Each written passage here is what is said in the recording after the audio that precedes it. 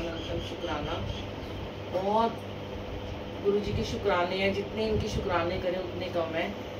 ज़िंदगी में जब गुरु जी आ गए, बहारें लेके आते हैं, खुशियाँ लेकर आते हैं।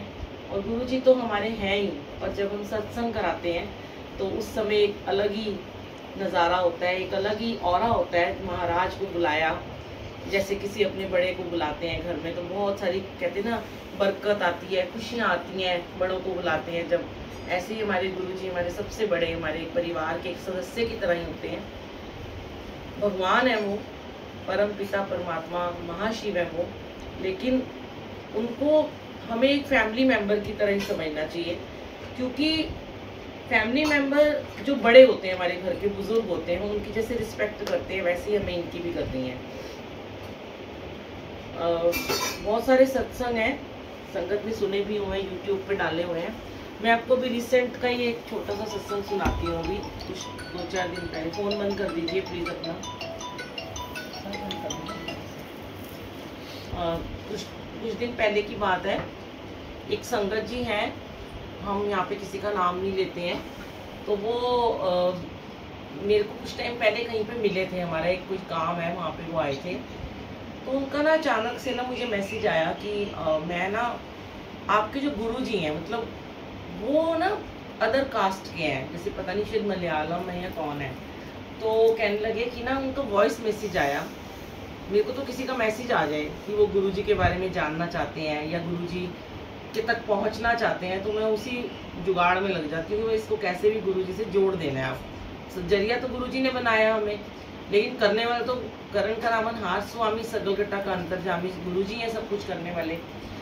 तो उन्होंने कहा, उनका छोटा सा मैसेज आया कि मैं ना आपके गुरु जी को ना जानना चाहता हूँ कि वो कौन है।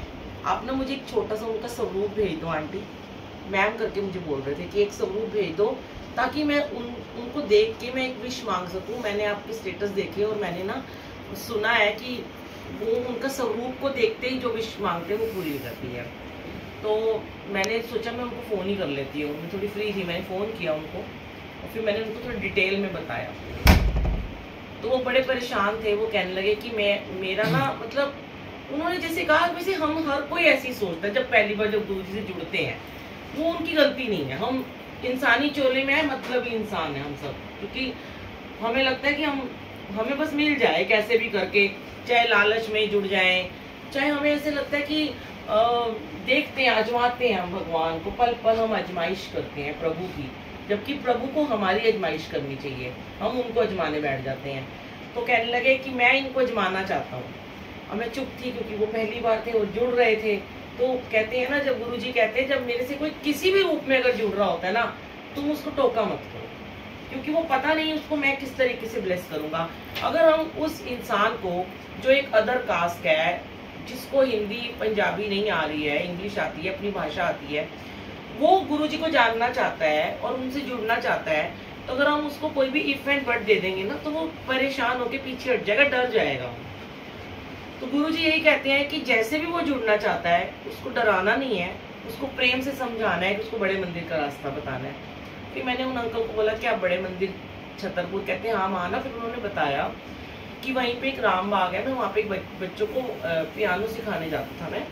तो उन्होंने अपने घर में बहुत बड़ा एक सत्संग कराया था, बड़ा लैविश था। तो मैं वहाँ पे, मुझे जाने का मौका मिला, और ये बहुत टाइम पहले की बात है, तब मेरे को पता भी नहीं था मैं यहाँ पे क्यों आया हूँ। तो मैंने लोगों को कहते हुए सुना कि आपस में लोग बातें कर रहे थे कि ये तो अमीरों के गुरु जी हैं, यहाँ तो अमीर लोग ही आते हैं, रिच फैमिलीज आती हैं, गरीब नहीं आते हैं। फिर मैंने उनको थोड़ा टोका, मैंने कहा अंकल पहले की बात अलग थी, हमें भी पता है, ये हम भी जानते हैं, हमारे सामने की बातें हैं। ये तो गुरु जी के टाइम पे बहुत सारे पॉलिटिशियन, बहुत सारे फिल्म स्टार सब आते थे, और वो आज भी आते हैं। उस समय ये था कि लोग कम आते थे, और गुरु जी ने ये कहा कि जब मैं चोला छोड़ दूंगा तो उसके बाद और भी संगत जुड़ेगी। तब लोगों को डर लगता था, तब भी लोगों को ये दिमाग में एक वहम था कि अमीरों के गुरु जी हैं, वो जाते नहीं डर के मारे। आज हर कोई जाता है। तो गुरु जी ने ये भेदभाव भी खत्म किया कि नहीं ऐसा कुछ नहीं है। और फिर गुरु जी ने कहा अमीर मेरे यहाँ चल के आते, गरीबों के यहाँ मैं खुद जाता हूँ दर्शन देने।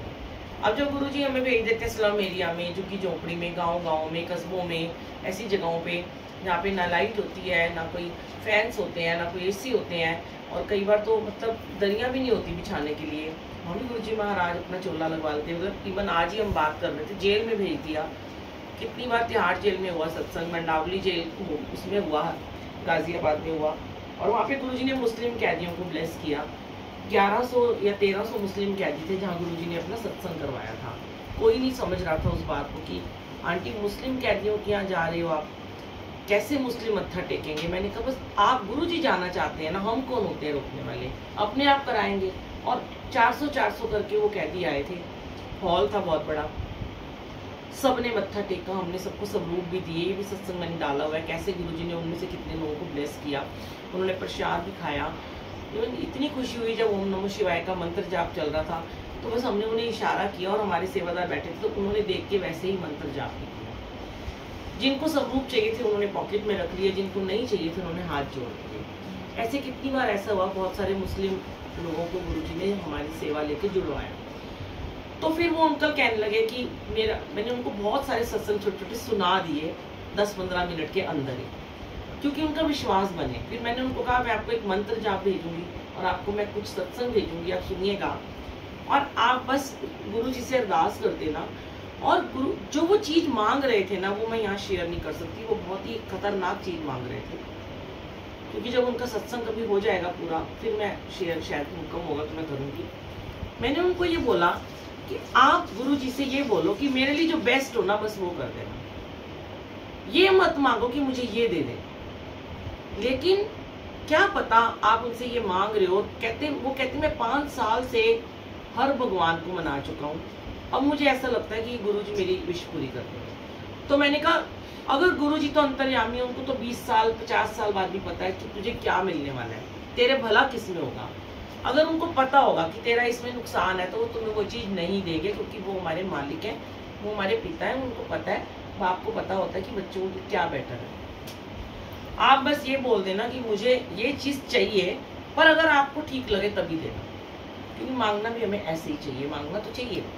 फिर उन्होंने कहा ठीक है। फिर ऐसे करते करते लास्ट में उन्होंने मुझे कहा कि मैं मलयालम हूँ और मैं अपनी भाषा में गुरुजी से बात करूँ। तो मुझे एकदम से हंसी आ गई। मैंने कहा क्या बात कर रहे हो अंकल, गुरुजी तो पता नहीं सारी दुनिया की भाषाओं का ज्ञान रखते हैं, उन्होंने कौन सी पढ़ाई नहीं करी है। उनको तो टिप्स पे पता है, इंग्लिश ले लो, केरला ले लो, साउथ इंडियन ले लो, कोई भाषा ले लो, वो नहीं समझेंगे तो कौन समझेगा। भजन है ना, तुम ना सुनोगे तो कौन सुनेगा, कष्ट हमारे कौन हरेगा, तुम ना सुनोगे तो कौन सुनेगा। ऐसा नहीं है कि गुरुजी पंजाबी बोलते थे। ये वीडियोस जितनी भी आती हैं, जितनी भी गुरुजी की आवाज दिखाते हैं मीडिया में, जो हो रहा है कि बोलते हैं गुरुजी को पंजाबी आती सी सिर्फ, पर गुरुजी को अगर पंजाबी आती थी इसका मतलब ही नहीं उन्हें और भाषाओं का ज्ञान नहीं था। वो पंजाब से थे, वो पंजाबी में बात करते थे, बहुत कम बोलते थे गुरुजी तो, लेकिन उनको सब पता है। आप उनसे किसी भी लैंग्वेज में, मैंने कहा अंकल आप बात करो, आपका भाव देखेंगे वो, आपने किस प्रेम से उनसे बात करी है। जब बच्चा अपने पिता से, माँ से, उसको पता भी नहीं होता मैंने बोलना कैसे है, वो तुतला के जब बोलता है तो क्या माँ उसकी भाषा नहीं समझ जाती है। ऐसे मर्जी बात करो, तो थोड़े से नॉर्मल हो गए, थोड़ा उनका डर खत्म हुआ। यही गुरुजी सिखाते हैं। कभी भी आप लोगों में से किसी को भी कोई बोलता है कि मुझे गुरुजी का रास्ता बताओ, सबसे पहले उसको बड़े मंदिर भेजो। भी मैंने उनको समझाया कौन कौन से दिन मंदिर खुलता है, आपको वहाँ लंगर प्रसाद खाना है, वो ब्लेसिंग होती है, वो चीज़ों को ठीक करते हैं, बीमारियों को ठीक करते हैं। तो फिर मैंने उनको जब सत्संग भेजा तो उनको बहुत अच्छा लगा। वो कहने लगे कि मैं तो अब रोज ही सत्संग सुन के सोता हूँ। और मैंने उनको मंत्र जाप भेजा कि आप चलते फिरते बस इसको चला लेना, कान में हल्का हल्का सुनना। उन्होंने कहा ठीक है मैं ट्राई करूंगा। मैंने कहा जब वैसे तो मैं बोलती नहीं कि आपको कुछ मिले तो मुझे बताना, पर एक मन में छोटी सी क्यूरियोसिटी होती है कि इतना डेडिकेटेड बंदा है तो चल मुझे भी एक बार बता देना कि आपका काम हुआ कि नहीं हुआ। बाकी मुझे कुछ लेना देना नहीं है। तो थैंक यू सो मच गुरुजी, आप इतनी ऐसी सेवा लेते हो। मतलब हम निकम्मों से, हम तो इतने बेवकूफ़ इंसान हैं, हम जीरो हैं, मुझे कुछ नहीं पता, और आप ऐसी सेवा में लगा देते हो कि बड़ी टफ होती है कई बार ये सेवा, कि कई बार उनको हम बताते बताते वो बुरा भी मान जाते हैं कई बार। पर मैं डरती नहीं हूँ, क्योंकि मैं अपने गुरु की बात कर रही हूँ, तो मैं गलत तो नहीं कर रही हूँ। कई बार घर वाले भी बड़े खिलाफ हो जाते हैं, लग जाती है ज्ञान देने, ना जान ना पहचान, और शुरू हो जाती है। मैं हूँ ही ऐसी, क्योंकि मुझे कोई सड़क पे भी मिल जाए तो मेरा चाहे टाइम वेस्ट हो जाए, तो मुझे उसको जब तक उसके अंदर गुरु जी को डाल नहीं दूंगी, मैं वहाँ से हिलूंगी नहीं। चाहे वो सब्जी वाला, चाहे वो ऑटो वाला, चाहे वो कैब वाला, उसको पूरा टाइम मैंने उसकी काउंसलिंग करनी है।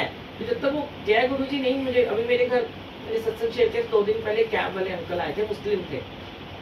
बाद में पता चला वो मुस्लिम है, वो मत्था टिकाने लाई बैठ ही गए हमारे दरबार में, हिले ही ना। वो तो जय गुरु जी शुरू हो गए। हमें बड़ी खुश, कहते बोलने लगे कि हमें तो कोई अपने घर पे नहीं लेके जाता है, ऐसे कैब वालों को कौन लेके जाता है। उनका ये हमारा घर नहीं, गुरु जी का घर है। और आप गुरु जी बहुत खुश होंगे जब आप आओगे। बैठे, स्वरूप दिया उनको, ब्रेसलेट दिया, बहुत खुश हुए। ये चीजें आपके मन में होनी चाहिए कि टूटी हुई संगत को, परेशान संगत को, दुखी आत्मा को कोई भी आपको मिले, कभी मत सोचो मेरी मेड है, मेरा ड्राइवर है, मेरा स्वीपर है, या मेरे काम करता है, या मेरा स्टाफ है, या कोई अमीर है, गरीब है, उसको जोड़ दो। मैंने बहुत सारे ऐसे अमीर घर देखे हैं कि इतने लैविश उनकी कोठियां होती हैं, करोड़ों रुपए के उनके घर होते हैं, करोड़ों रुपए के उनके सामान होते हैं, करोड़ों के उनके विलास होते हैं, गाड़ियां इतनी बड़ी बड़ी खड़ी होती हैं। क्या लैविश वो लंगर बनाते हैं, क्या लैविश वो दरबारों पे पैसा वेस्ट करते हैं, कितने लाखों रुपए के फूल लगाते हैं, पर उनके दिल में, उनके घर में जरा भी खुशी नहीं है, जरा भी शांति नहीं है, जरा भी सुकून नहीं है। क्योंकि ये सब आपको अपने कर्मों से मिलता है। और नसीब तो होता है, पर आपने सुना होगा नसीब भी उनके बनते हैं जो अपना कर्म खुद बनाते हैं। नसीब हम लिखवा के लाते हैं, कई लोग होते हैं राजघराना लिखवा के लाते हैं, लेकिन अगर वो राजघराने में पैदा हो गया, ये नहीं उसे सारे सुख भी मिल जाएंगे। सुख सिर्फ हमें अपने कर्म से मिलेगा। कर्म क्या है? धर्म को मानना है, धर्म की मर्यादा करनी है। कर्म गुरु जी ने कहा, गुरु जी एक ऐसे हमारे गुरु आए हैं जिन्होंने कहा पहले कर्मस करो। अगर ड्यूटी पे गए हो तो पहले अपनी ड्यूटी करो, ये नहीं कि जाके छोड़ के सत्संग में आके बैठ जाओ। क्यों आज लोग 3 से 5, ये 4 से 6 सत्संग करते हैं। पहले गुरु जी ने, जब मैं नई गुरु जी के पास जुड़ी थी, तो गुरु जी के सत्संग सिर्फ शाम को 6 से 8 ही होते थे, कभी दिन में सत्संग नहीं होते थे। जब लोगों ने शुरू किया, फिर हमने भी सोचा कि देर हो जाती है हमें, बहुत ज्यादा जब हमें सेवा मिलने लगी। पहले होता क्या था, गुरुजी ने कह रखा था, ये बात बहुत कम लोगों को पता है, कि सिर्फ मंगल और बुधवार को ही तुम सत्संग करोगे जब मंदिर बंद होता है। आगे पीछे आप सत्संग करने का आपको हुक्म नहीं था घरों में। और तब तो बड़े मंदिर से भी आ गया था कि मंदिर ही भेजो सारी संगत को। फिर धीरे धीरे ऐसा शुरू हुआ, पता नहीं गुरुजी की क्या रजा थी कि गुरुजी ने लोगों को घर में सत्संग करने शुरू करा दिए। हो सकता है कलयुग था, बड़े कष्ट थे, बहुत ज्यादा परेशानियां ज्यादा थी, कोविड आया, फिर घर में सत्संग होने लगा। तो उन्होंने इसलिए कहा था 6 से 8 सत्संग करना है। दिन में अपने कार्य करो, अपने काम पे जाओ, और एक दिन हफ्ते में ऐसा रखो कि जब घर में ना आंटियों को खाना भी ना बनाना पड़े, सत्संग में जाओ, 6 से 8 उत्ते लंगर खा के अपना कार आ जाओ। तो तुम्हारी औरतों की भी छुट्टी हो जाएगी और तुम्हारे आदमियों का भी काम धंधे में नुकसान नहीं होगा। पर अगर आज गुरुजी ने आपको सेवा में लगाया, हाँ ठीक है, किसी को लगा दिया, और ऐसा भी होता है कि जो लोग सेवा में लगे उनके बिजनेस अपने आप ही चल रहे हैं। वो क्या है, कर्म से हमारा नसीब बना। क्योंकि हम सेवा में अगर निस्वार्थ रूप से, निष्काम रूप से सेवा में है, तो हमारा कर्म अच्छा बना। लेकिन अगर यही आपके कर्मज में है कि आपने गलत कर्म करके सत्संग की सेवा की, जैसे आज ही कोई बात हो रही थी, तो उन्होंने हमारे से सेवा लेने के लिए बात की कि आपकी सेवा चाहिए, ऐसे हमारी बहुत सारी संगत आएगी। तो उन्होंने किसी और से बात की, तो उनको बताया गया कि वो 4-5 लाख रुपए लेंगे सेवा करने के, दरबार लगाने के। मतलब हद ही ऐसा चाहिए कि गुरुजी ने अगर आपको अपनी सेवा में लगा दिया है, अगर आप निस्वार्थ और निष्काम भाव से सेवा करते हो, आपके घर में आपके बच्चे, आपके पति कैसे चल रहे हैं, कैसे सुखी हैं, कैसे वारे न्यारे हो रहे हैं, ये मुझसे ज्यादा कोई नहीं जान सकता। मैं खुद एक बिजनेस वूमन थी, मेरे इतना काम था, मुझे सब जानते हैं, यहाँ भी था, रोहिणी में भी था, शालीमार में, सब जगह स्टूडियो चलते थे। आज गुरुजी ने मेरे सब कुछ बंद करा दिया। जब सेवा में लगा दिया, पूरा 100% सरेंडर करा दिया, तो वहाँ बहुत अच्छा हो गया। पीछे जो बैग थी, बेटा, हस्बैंड, इतना कुछ हो गया कि अब लगता है कि कहाँ मैं उलझी हुई थी। दिन रात मैं काम करती थी, टेंशन लेती थी, सैलरी कैसे निकलेगी, किराया कैसे निकलेगा, तब भी हाथ में कुछ नहीं आता था शाम को, बस परेशानियां। और आज हर वक्त दोनों हाथ भरे रहते हैं, जो चाहो वो खर्चा करते हैं, बेटों को बोलो ये डाल दे, वो करते हैं, जितनी मर्जी शॉपिंग करते हैं, सेवा करते हैं, दिन में ऐश भी करते हैं, काम भी करते हैं, अपना सेवा में भी लगा रखा है। तो ये जब यहाँ सरेंडर हो जाएगा ना, सब कुछ इनके ऊपर सौंप दो। हाँ, जिसका गुजारा नहीं है वो काम धंधा ना कभी छोड़े, ये मत सोचना काम छोड़ के बैठ जाओगे और आंटी ने कहा तो सेवा में लग गए ना। कहते किरत करो, नाम जपो, फिर वंड छको। पहले किरत करनी है। अब औरतें हैं, आंटियां हैं, घर में बुजुर्ग आंटी माओ को छोड़ के, माँ बाप को छोड़ के जाके सत्संग में जाके बैठ गई, वो बेचारी रोटी के लिए तरस रही है, आवाजें मार रही है, मेड सुन नहीं रही, फोन चला रही है, आपका इस सत्संग में जाने का कोई फायदा नहीं। ये सेवा परवान नहीं होती। आदमी है घर में काम धंधे छोड़ के चले गए, रोज सेवा में जा रहे हैं कि मुझे तो बड़े मंदिर की सेवा मिली। बड़े मंदिर वाले भी आपको हफ्ते में एक ही दिन सेवा देते हैं। ये तो हमारे जैसे कई लोग होते हैं जो कहते हैं हमें 2 दिन दे दो, 4 दिन दे दो, फिर धीरे धीरे काम बंद कर देते हैं अपना। अगर आपका काम अच्छा चल रहा है और आप सेवा में हो तो जाओ जरूर, कोई मनाही नहीं है। लेकिन पहले घर देखो, पहले अपने घर वालों को देखो। अगर घर में कलेश है तो मत करो। अभी कोई बता रहा था, जरा सी मैं भूल जाती हूँ कि हाँ, घर में कोई मना करे तो नहीं करनी चाहिए सेवा, कि अगर घर वाले गुस्सा हो जाए तो नहीं, उनको पहले खुश रखो, उनके लिए अरदास करो, उनके लिए जल रखो घर में, उनको दो, अमृत वेला करो, जल प्रसाद रखो, उन्हें पिलाना शुरू कर दो, वो आपको टोकना वोकना बंद कर देंगे। पहले हमें भी लोग बहुत, हमारे घर वाले भी टोकते हैं, कहाँ चल जाती है, वो जाना बैग उठा के करो, कोई काम ही नहीं है तेरे को। धीरे धीरे सब सेटल हो गया, अब वो खुद भी चलते हैं हमारे साथ, तो आते नहीं है पर सुबह अमृत वेला करते हैं। शुक्राना गुरु जी का, जय गुरु जी, अनंतम शुक्राना। और आज आंटी के घर में बहुत